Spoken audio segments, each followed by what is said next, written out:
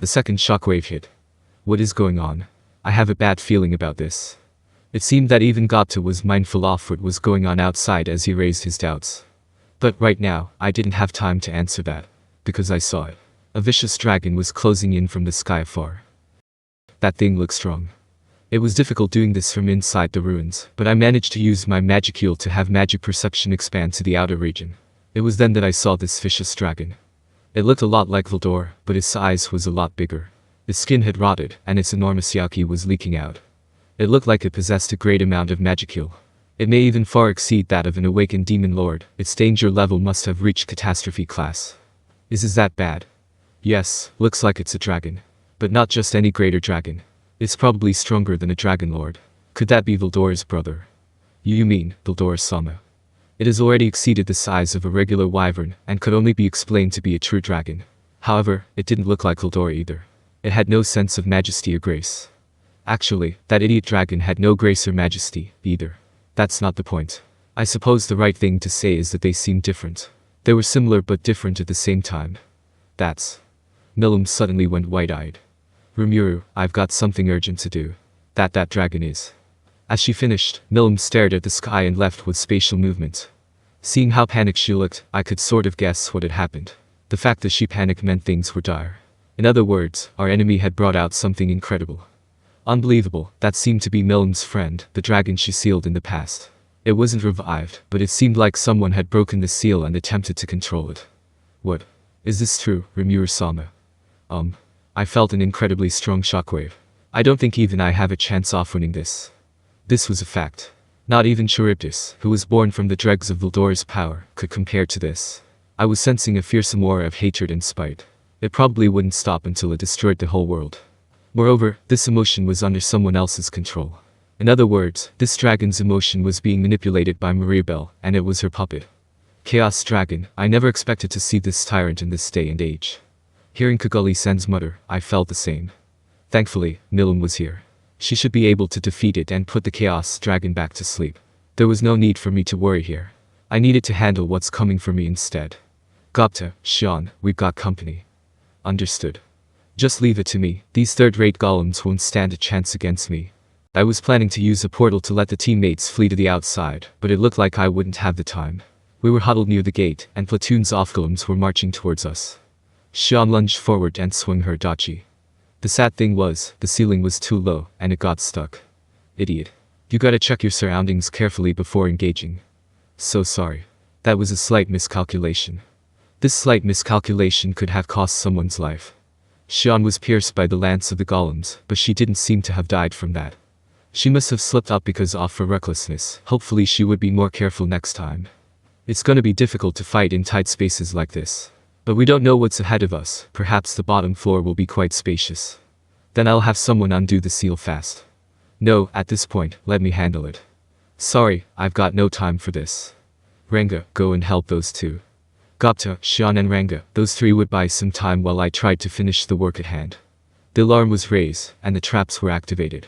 Based on the hope of preserving the ruins, I didn't want to be reckless. Yet in the end, I didn't have to worry too much about the door as it opened up almost instantly. Come on, let's get inside. The teammates followed my lead and quickly ran down the stairs. No one was in a panic and their evacuation was smooth. Kaguli-san was the last in line. I protected her from the back and went down the stairs as well. And so, everyone made it to the bottom floor. The floor where the dead slumbered. It did not quite look like a tomb, as a bright light filled the place. It was a large and spacious meadow. This serene scenery almost made me forget about our situation upon reaching it. I couldn't help but be mesmerized. But this was not the time to be amazed. The next second, Gopta fell down the stairs. We began to battle against the golems that were coming after him. However, the tables turned quickly. Now that Xian could move freely, she began to smash all the golems into pieces. At this point, there wasn't gonna be any mercy for anyone. If opportunity presents itself, then we must crush our enemies. Surely, our opponents shared the same sentiment. Provoking Milim, they were willing to take on such a risk in order to isolate me. I didn't expect them to go to this length. Honestly, I might have underestimated Mariabell. However, it's not gonna happen again from now on. Roger that. Converting to full battle mode. I calmly prepared myself. Removing all limits that I had layered onto myself, I prepared for the enemies coming our way. Now we just had to wait for the mastermind to arrive. There were hordes of golems, but the situation was looking good for us. Xian had completely gone wild, while Ranga provided support and disruptions. Gopta took the chance to use his gun to destroy the golems, and even had plenty of time to reload. It looked like they were all handling the fights quite well. The other teammates were relieved as well. About that, I'm really surprised that someone actually attacked. Who would be so daring as to launch an attack on the Demon Lord? And they even awakened the Chaos Dragon. Kogoli-sen asked me out of curiosity. She seemed rather panicked and sounded quite worried. It'd be impressive if all of this were just an act, but I honestly had no idea about what was going on in her heart. Sorry to have dragged you guys into this matter. There's no such thing. Now that the Chaos Dragon has been revived, it is rather reassuring to have Rimuru-sama at our aid. That's right. We need to report this back to HQ as soon as possible, so that they can figure out a solution. But, if Demon Lord Milim were to be defeated, wouldn't that leave us with no solution at all? Rather than thinking about that, it's more important to overcome the trouble brewing right before us. We have no idea who did this, but intentionally triggering the traps is terribly wicked. Some people brought up optimistic views. It seemed that they had adjusted their mood quite fast. Didn't I just say that I'll protect you all? That being said, I have to win first. To reassure the teammates, I intentionally joked about the situation. We had Gopta, Ranga and Xian here. The strongest among the demon lords, Milim, also wouldn't lose to the Chaos Dragon. Our situation may not exactly look bright, but it was definitely not the worst. We were gonna defeat all of our enemies and clear the burdens at hand. Then we would have to worry about what came next. It was fairly simple. Kogoli-sen probably was reassured as well after hearing my words. She hadn't spoken much since. I turned to Gopta and the others who were fighting while waiting for the people that were to arrive. Rimuru-sama sure has a lot of enemies. Is it because you became a demon lord? Kogoli-sen suddenly said lightly. I happened to be available while waiting for my enemies, so I answered casually, I suppose so, not that I wanted any of them. Why? The kingdom of farmers pissed me off. Demon Lord Clayman played dirty and forced me to defend myself. Hanada the Saint had problems with me because of a misunderstanding. It's always been someone else trying to pick a fight with me, that's why I was willing to confront them. In a sense, they were justified self-defense. I see. Then, has Rimuru-sama never actively set up a scheme? Not exactly true. There was a conflict of interest between my opponents and me this time, after all. Our beliefs clashed, and it became a competition of who would strike first. That's how things have developed to this point. Can you resolve the conflict without violence? Perhaps. But, if the only way to win in this fight is to absorb your opponent, under the circumstances that my opponent doesn't exactly want to be absorbed by me, I suppose this is the right call. Worgen and Sarian, Tempest had forged an alliance with these two megastates. There was no reason why we would lose in an economic battle with the Western nations. If our enemies were to not do anything, I would surely expand my influence fully in terms of economy all over the Western nations. Do not underestimate Wisdom King Raphael's and that trumps a quantum computer. In other words, you thought that what your enemies were doing was the correct thing. I'm not so sure about that. If we were to recognize the difference in our ideology, and both take a step back, things may have worked if the both of us steered clear from each other's business. Our enemy had justifications, but so did I. I wanted to have control over my opponent, yet they did not wish to be controlled, so confrontation was the only solution. In some sense, economic warfare was far more horrifying than war fought with men. There was no concept of surrender. It wouldn't stop until one of the players was absorbed. That's why I was lucky that they decided to use violence to confront me. In this way, they would admit defeat once they realized they had no chance of winning. Even though that was the only method left for our opponents, whether they were justified in doing so was another issue entirely. We have different stances, and so-called justice also has infinite forms. I can't say that I am definitely the one in the right, but to quit here means that we will be at a disadvantage. That's why all we can do is to fight our enemies with everything we have. Of course, we could also yield and beg for mercy. Though, if I admitted defeat, all my companions would suffer. But you can still respect their perspective, exchange opinions and try to establish good relationships. Wouldn't there be no need to be hostile against each other then? That was a difficult question to answer. How should I put it? But before I could concern myself with the question, a young girl spoke up and answered it for me. No way, that wouldn't work. Man's desire is limitless and will not simply endure. Once your opponent decides to step back, you would obviously make more demands. That's simply human nature. Yes. If we were to take a step back, our opponent would be understanding as well. I wish that were true, but that wasn't realistic in the slightest. If I were just a mere citizen off-world, perhaps I could look forward to a dream like that, perhaps I could have praised such idealism. But as the ruler, there was no way I could believe such a fairy tale. It seemed that the head of our enemies thought the same as me. We seemed to understand each other. I thought so too. I am Demon Lord Rimuru, and you are. Nice to meet you. I am Mariabell, your enemy. Almost in an instant, all of the golems were destroyed. In front of him was the young girl that I had seen before during the nation founding festival.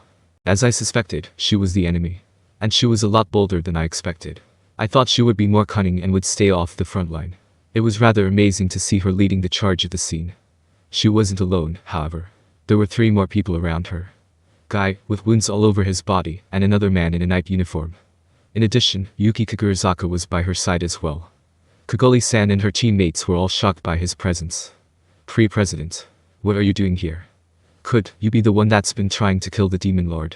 This has gotta be a lie. If that's the case, why would he order us to investigate the ruins?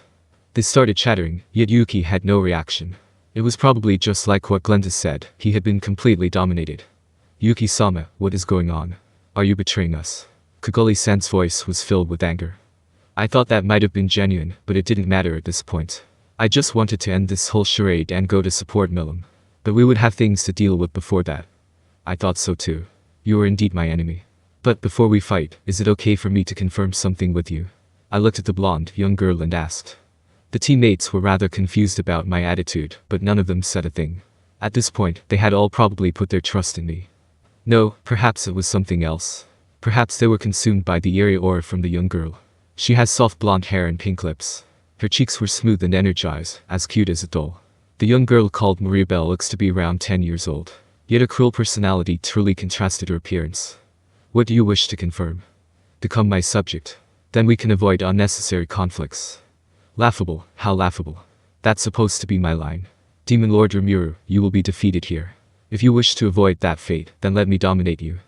Your policy is in direct contrast with mine, and will result in unnecessary conflicts. Wouldn't it lead to the suffering of many innocent people, just so that a minority of people would keep their wealth? Yes, I admit it. But then, so what? The weak deserves to be drained, that is only natural. Doesn't might make right in the monster world? I suppose, but I dislike that. Foolish, how foolish. Do you believe in the idealistic view that all men are equal as well? No, I'm not that foolish. But everyone deserves a chance. Some people may never excel in a certain craft, but that shouldn't be the determination of one's value. Some people would come to master things late, some possess talents that no one knows. Some people may hate work, but still display artistic talents. But with Mariabell's logic, you would never have a chance to turn the table just because of your wealth. That I could not accept. People are not born equal. That is only natural, perhaps even inheriting wealth from your parents can be considered as a talent. But you can therefore deny a whole population for that reason.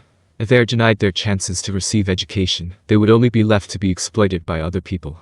This would be the outcome of neglecting human possibilities. To put it shortly, I found that to be regretful. Human talents are capable of infinite possibilities.